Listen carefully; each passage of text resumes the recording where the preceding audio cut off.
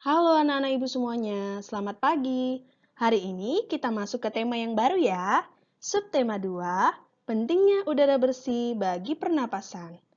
Muatan bahasa Indonesia. Nah, pada materi kali ini kita akan belajar mengenal kata tanya dan kamu nanti akan membuat kalimat tanya. Mari kita simak video berikut ya. Kata tanya biasa kita kenal dengan adik Simba. Apa itu adik Simba? Adik Simba adalah singkatan dari unsur-unsur yang digunakan dalam teks berita. Adik Simba juga dikenal sebagai 5W1H. Apa saja itu adik Simba? A. Itu apa? Di mana? K. Kapan? Si.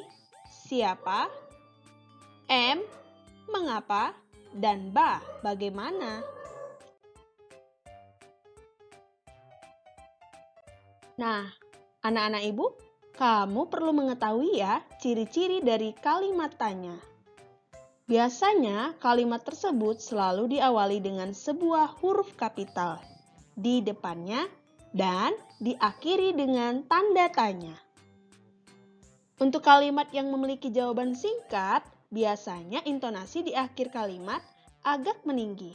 Sedangkan kalimat tanya yang memiliki jawaban jelas dan panjang, intonasinya atau pengucapannya nanti pada akhir dari kalimat tersebut agak menurun.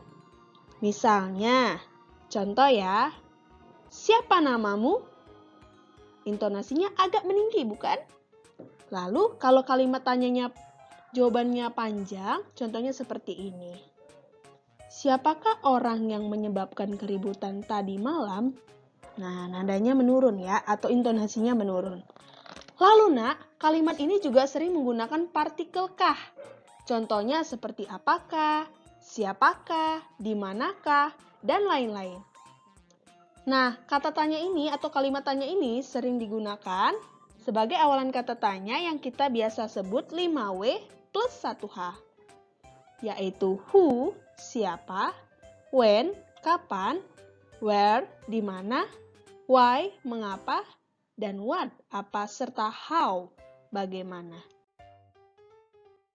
Anak-anak ibu, biasanya kata tanya juga digunakan dalam wawancara ya.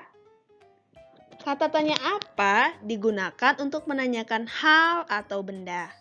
Sedangkan siapa untuk menanyakan orang, tokoh. Lalu ada lagi kata tanya di mana untuk menanyakan tempat kejadian atau peristiwa. Mengapa untuk menanyakan sebab atau alasan. Contohnya mengapa hari ini hujan? Lalu ada lagi kata tanya bagaimana. Bagaimana untuk menanyakan keadaan, cara. Misalnya, bagaimana keadaanmu hari ini? Bagaimana cara membuat teh? Lalu yang terakhir adalah kata tanya kapan untuk menanyakan waktu atau kejadian peristiwa tersebut. Misalnya, kapan terjadi penculikan di Batu Aji? Nah, silakan kamu lihat ya, berikut ini contoh dari kalimat tanya. Yang pertama, apa yang dimaksud dengan tangga nada? Nomor 2, siapa perempuan yang duduk di sebelah kanan itu? Ketiga, bagaimana cara melamar pekerjaan ke perusahaan itu? 4, mengapa bendera Indonesia berwarna merah putih? 5, di mana aku bisa membeli seragam itu? Yang terakhir, kapan kita bisa berjumpa kembali?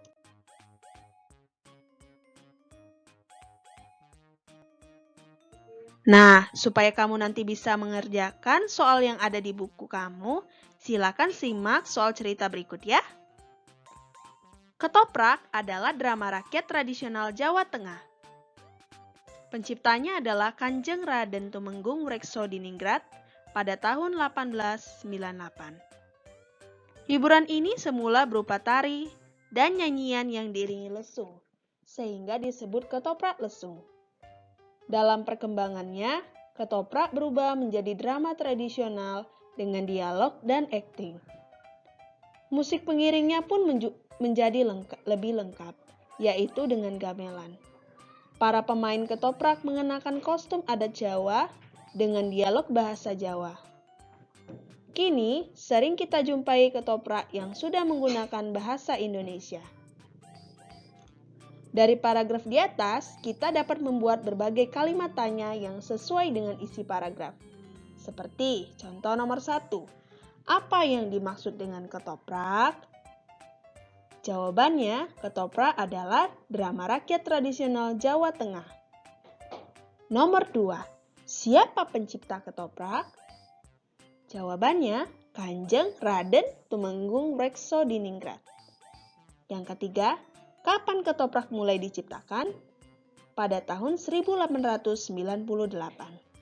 Yang terakhir, bagaimana bentuk awal ketoprak? Yaitu berupa tari dan nyanyian yang diiringi lesung sehingga disebut ketoprak lesung. Kita masuk ke soal cerita yang kedua ya, biar makin paham. Jeruk nipis dapat digunakan sebagai obat batuk alami. Jeruk nipis dapat dibuat minuman yang menyegarkan. Jeruk nipis juga dapat digunakan sebagai bumbu dapur. Ternyata banyak sekali manfaat jeruk nipis bagi kita. Kalimat tanya yang sesuai dengan isi paragraf di atas adalah: Nah, A. Mengapa jeruk nipis dapat dijadikan obat batuk alami? B. Bagaimana cara membuat minuman yang menyegarkan dari jeruk nipis? C. Apa saja manfaat jeruk nipis? D.